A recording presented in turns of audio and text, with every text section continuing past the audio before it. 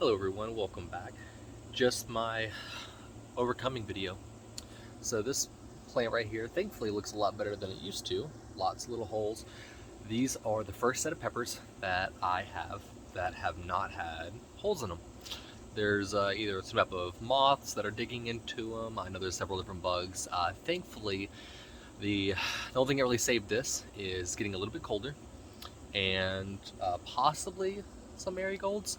I know they can really get rid of a lot of different pests. I'm just really grateful that for now I'm actually getting a couple more banana peppers, and I do have a few other ones such as this should be jalapeno. I planted multiples, and unfortunately with some of the problems that I've been having, some of them made it, some of them did not, and it's just kind of an adventure that way. So hopefully this will keep going really well. Thankfully squirrels do not like anything super strong smelling, like capsums can hopefully deter them. If they did eat one, they shouldn't eat another one. That's my only really problem right now with squirrels. So that's my pepper plants. Let's go over to something else. And next, my squash plant. Looks pretty good on camera, a couple little spots. You wouldn't assume that this plant is 3 months old maybe, until you start looking at the lower dead leaves that I've had to pick off. This thing's about 10 feet long. I've gotten zero squash off of it, and the reason because overwatering technically. So did the typical plant it in the ground, even though everything else has been either compost or no dig method. This was big enough, and I was like, you know what, I don't have enough dirt, I'm just gonna put it in the ground, kind of see it as an experiment. What's the ground quality like here?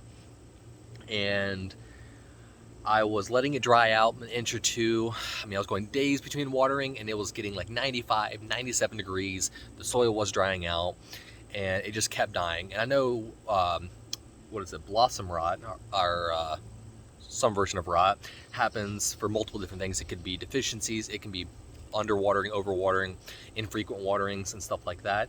And over time, I gave up on it. I wasn't going to keep putting water and nutrients and all that other stuff on it. I let it go for about a week and a half, midsummer, and it was, like I said, 95, 97 degrees, and eventually it came back, and it looks awesome. I had a couple squash, you can see the little one right there, that were about 4 or 5 inches long, and I was so excited. I finally got it figured out after all this time, and squirrels got into it. So that was fun. So the next thing, like I said, is squirrels. They're really my last pain. Everything else has pretty much been figured out.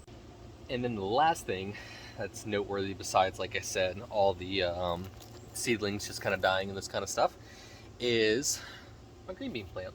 I do feel like squirrels. Go back there one more time. Might have taken a couple because I had a few good ones. I pulled 3 off of it last night, and there are definitely a few more that are ready to be picked. So if I can find them, they keep disappearing. But thankfully, most of them, this is the only one that I've seen issues with, and it's, I don't know, it just looked like it got cut or something. That's a little weird, but not super worried about it. Let it dry out. Other than that, I've been doing pretty good. Like I said, this is more of the what's been going wrong in my garden. And thankfully, everything's kind of slowly working itself out, especially when it gets a little bit cooler. You got to worry a lot less about the bugs and what you need to do, and if you want to go chemicals or naturals and all that stuff. So we'll see. A little bit of like powdered mildew down here at the bottom.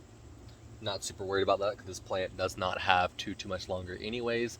I was planted about 4 beans, and I'm going to get like 6 green beans off of 8 if I'm lucky. So we'll see what goes on next year once I add another lattice and then just go crazy with them, because you can't have too many green beans.